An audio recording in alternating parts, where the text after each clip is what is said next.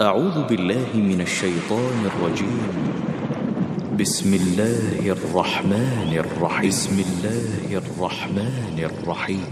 كافها يا عين صاد ذكر رحمة ربك عبده زكريا.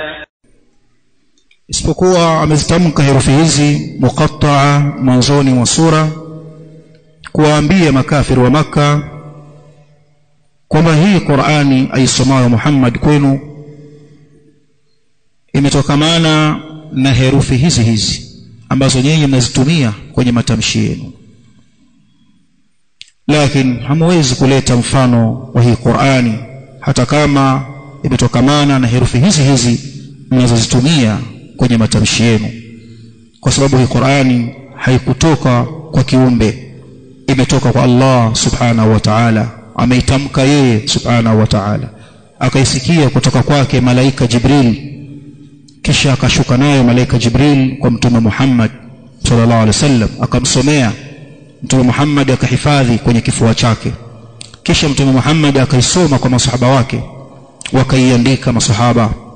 Kipindi kile wakaandika kwenye magome ya miti, wakaandika kipindi kile kwenye mapango, wakaiandika kipindi kile kwenye ngozi za wanyama, mpaka ulipofika wakati huu tuliokuwa nao kwamba Qur'ani ipo katika muonekano huu dhahiri. Naam.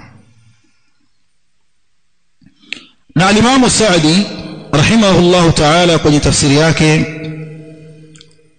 تيسير الكريم الرحمن في تفسير كلام المنان anasema الأسلم فيها السكوت عن التعرض لمعناها من غير مستند شرعي na lililokuwa la usalama zaidi juu ya herufi kama hizi muqatta'a kafaha ya ain sad na nyinginezo ni kujitahidi kupekua maana zake pasina dalili za kisharia, ma'al jazmi, pamoja na kukata shauri, bi anna Allah ta'ala, kwamba Allah mtukufu lam yunzilha abathan, hakuzishusha hizi herufi muqatta'a ziwe mwanzoni mwa sura, hakuziteremsha kimchezo, bali hikmatin, bali ameziteremsha hizi herufi muqatta'a kwa hekima la na'lamuha, hekima ambazo sisi hatuzijui. Haya amesema al-Imam As-Sa'di rahimahullah ta'ala.